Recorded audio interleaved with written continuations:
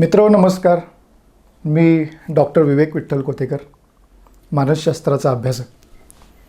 मित्रो, मला तुम्हाला एक गोष्ट सांगायची आहे.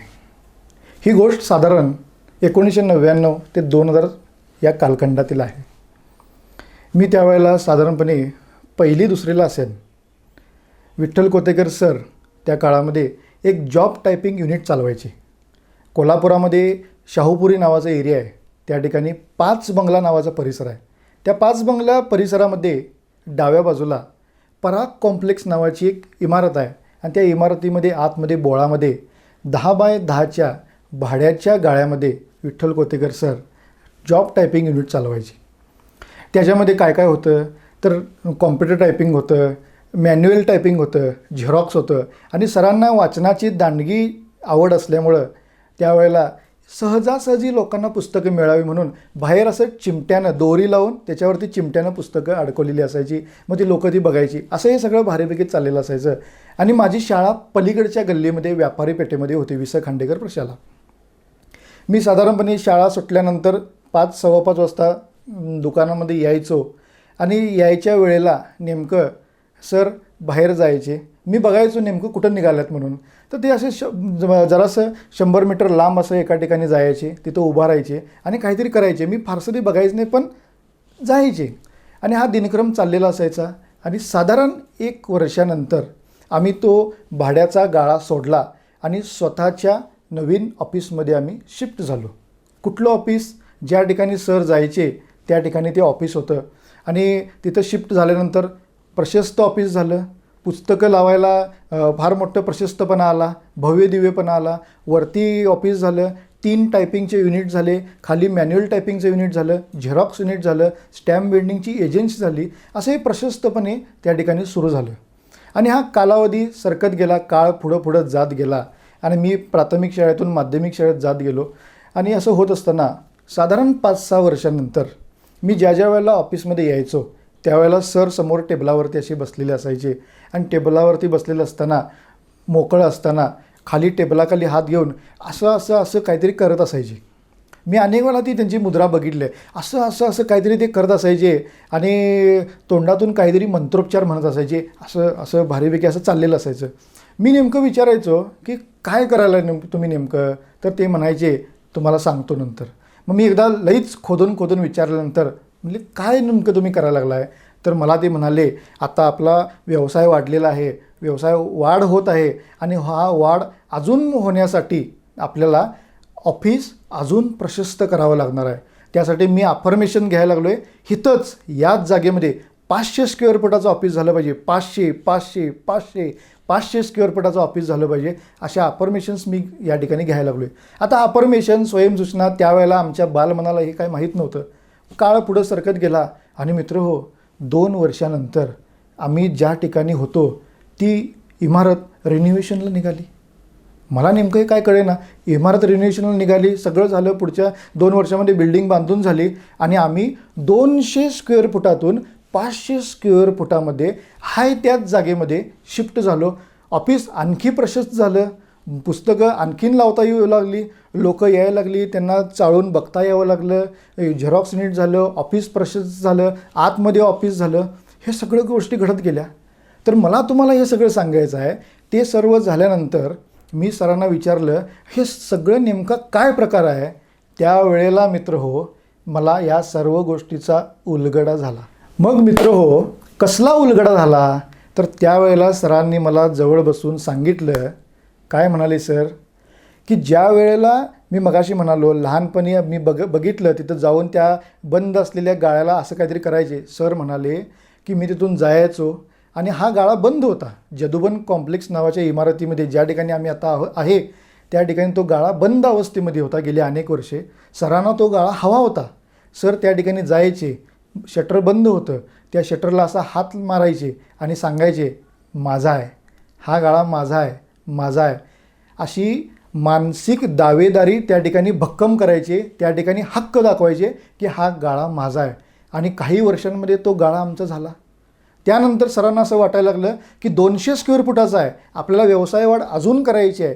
त्यासाठी इथंच याच जागेमध्ये, कारण मित्र हो ती जागा रोड टच होती, प्रॉम्प्ट एरियामध्ये होती, पॉश एरियामध्ये होती. त्यामुळे इथंच याच जागेमध्ये आम्हाला 200 ऐवजी 500 स्क्वेअर फूट हवा आहे. त्यासाठी सर काय करायचे, 500 square foot, 500 square foot, 500 square foot अशा प्रकारे हक्क दाखवायला लागले, मानसिकरित्या दावेदारी भक्कम करायला लागले. आणि काही वर्षांमध्ये त्याच ठिकाणी इमारत रिन्युवेशनला निघून 500 स्क्वेअर फुटाचा गाळा आम्हाला त्या ठिकाणी मिळाला.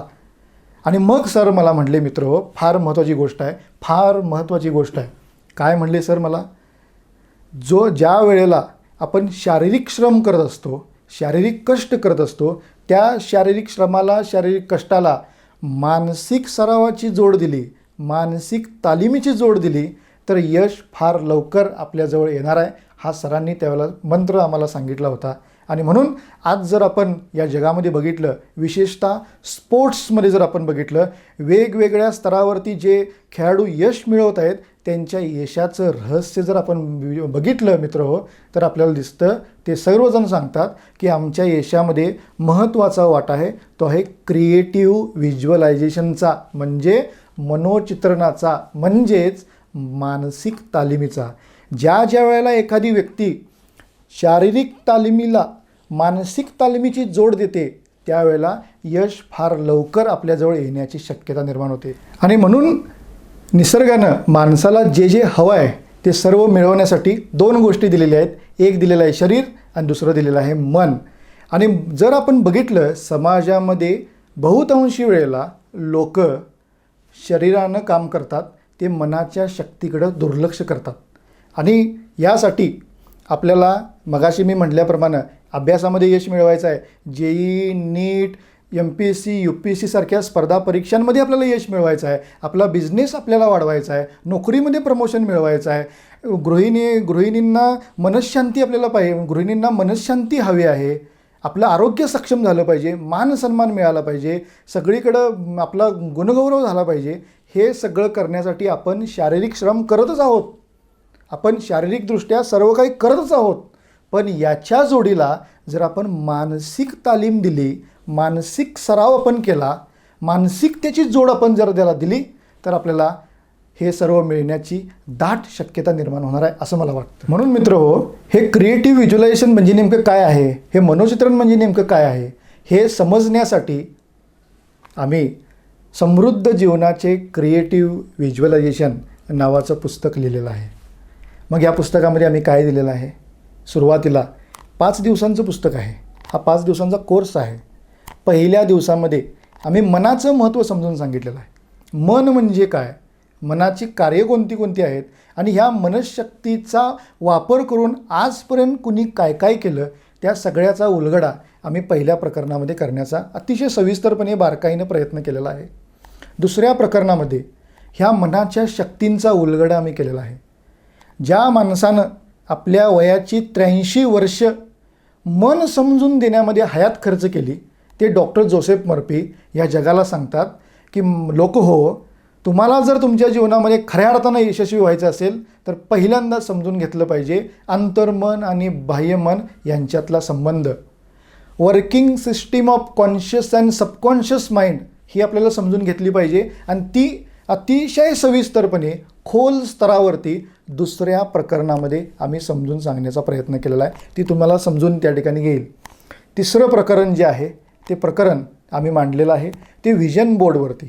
आपल्याला जे जीवनामध्ये हवं आहे ते मिळवण्यासाठी व्हिजन बोर्ड फार महत्त्वाची भूमिका बजावतो. कारण आपला जो हा मेंदू आहे त्या मेंदूला मित्र हो चित्रांची भाषा समजते आणि ह्या चित्राच्या भाषेचा वापर आपल्यासाठी आपण कसा केला पाहिजे.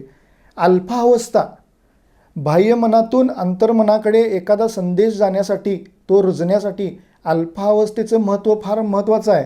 आणि म्हणून ज्या वेळेला आपण EEG इलेक्ट्रोएन्सेफलोग्राफ या यंत्राच्या सहाय्यानं आपल्या संपूर्ण शरीराची फ्रिक्वेन्सी मोजतो, अवस्था मोजतो, त्याला 4 अवस्था समजून दिसून येतात आपल्याला. कुठल्या कुठल्या, बीटा, अल्फा, थीटा आणि डेल्टा. त्यातली ही अल्फा अवस्था जी आहे ती अल्फा अवस्था जर आपण गाठायची कशी हे शिकलो तर व्हिज्युअलायझेशन आपलं सक्सेसफुल होणार आहे. ते कसं गाठायचं ते आपण या तिसऱ्या प्रकरणामध्ये समजून सांगितलेलं आहे. चौथं प्रकरण आहे ते मला विशेष महत्त्वाचं वाटतं आजच्या काळासाठी. कारण आज जर बघितलं अनेक लोकांचं व्हिज्युअलायझेशन सक्सेसफुल होत नाही, मनोचित्रण सक्सेसफुल होत नाही, यशस्वी होत नाही. कारण काय असेल? कारण अपुरी माहिती, पुरेशी माहिती न घेणे, त्रोटक माहितीच्या आधारे व्हिज्युअलायझेशन वापरणे.